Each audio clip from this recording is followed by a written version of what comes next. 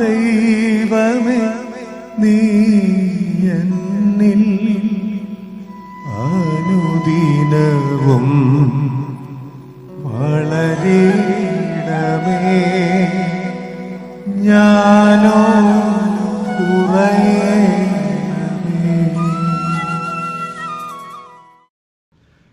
വിശുദ്ധ മർക്കോസ് സുവിശേഷം അധ്യായം 12.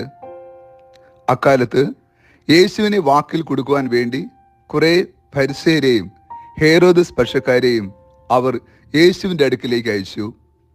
അവർ വന്ന് യേശുവിനോട് പറഞ്ഞു, ഗുരു, നീ സത്യവാനാണെന്നും ആരുടെയും മുഖം നോക്കാതെ നിർഭയം ദൈവത്തിൻ്റെ വഴി സത്യമായി പഠിപ്പിക്കുന്നുവെന്നും ഞങ്ങൾ അറിയുന്നു.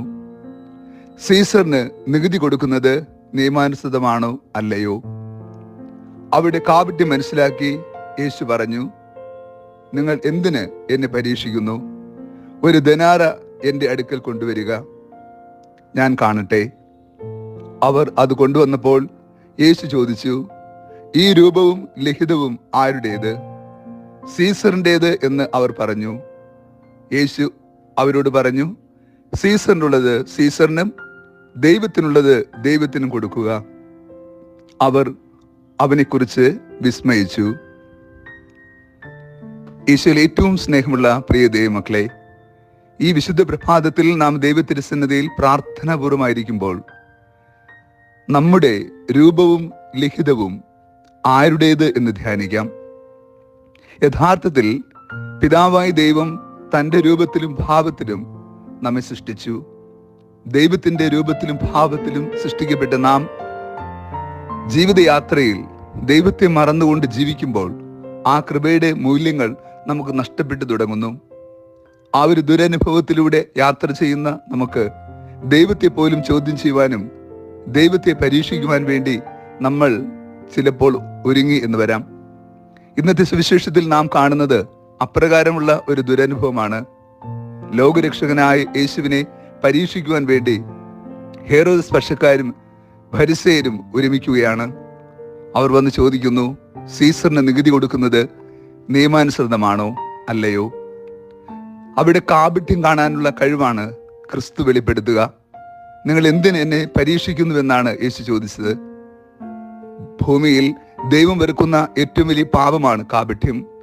പുറമെ ഒന്നും ഉള്ളിൽ മറ്റൊന്നുമായിരിക്കുന്ന ദുരനുഭവമാണത്. ഫരിസേയരും നീപജ്ഞരും ഹേരോദസ് പക്ഷക്കാരും കാപട്യത്തിന്റെ അടയാളമായിരുന്നു.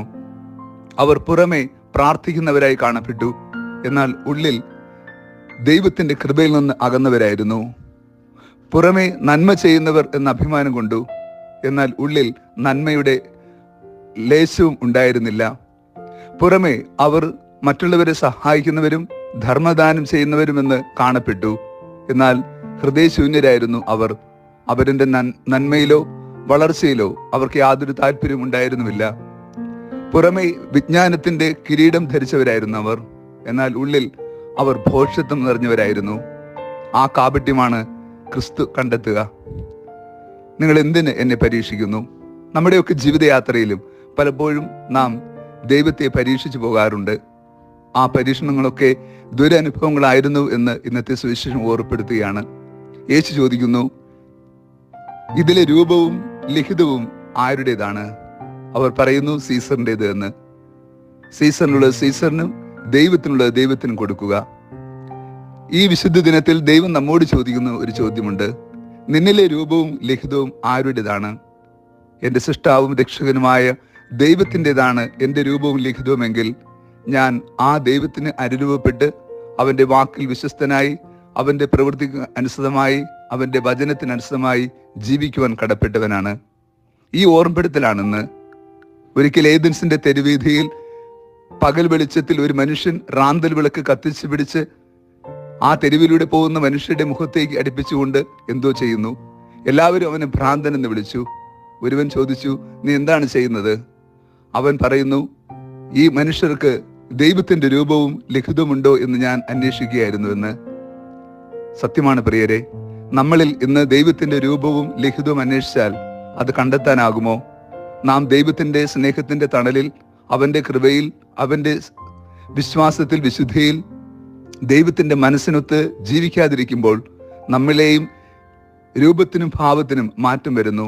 നാം തിന്മയുടെയോ ലോകത്തിൻ്റെയോ പൈശാചികമായ ബന്ധനങ്ങളുടെയോ പിടിയിൽ പെട്ടുപോകുന്നു. അവിടെ നിന്ന് മോചനത്തിന്റെ ആത്മീയതയാണ് നമുക്ക് ആവശ്യമായിരിക്കുക. സീസറിനുള്ളത് സീസറിനും ദൈവത്തിനുള്ളത് ദൈവത്തിനും കൊടുക്കുക. അങ്ങനെയെങ്കിൽ നാം ആരും ഈ ലോകത്തിലെ സീസറിന് കടപ്പെട്ടവരല്ല പ്രിയരെ. നാം നമ്മുടെ സൃഷ്ടാവായ ദൈവത്തിന് കടപ്പെട്ടവരാണ്. നാം ദൈവത്തിനുള്ളവരാണ്. അവൻ്റെ കരങ്ങളിലൂടെ സൃഷ്ടിക്കപ്പെട്ടവർ, അവനിലൂടെ വഴി നടത്തപ്പെടുന്ന, അവൻ്റെ തിരുവിഷ്ടം നിറവേറ്റുവാൻ അയക്കപ്പെട്ടവരാണ് നാം ഓരോരുത്തരും. നമ്മുടെ രൂപവും ലിഖിതവും ദൈവത്തിൻ്റെ തന്നെ ആകണം. അത് അപ്രകാരം കാത്തു സൂക്ഷിക്കപ്പെടുകയും വേണം.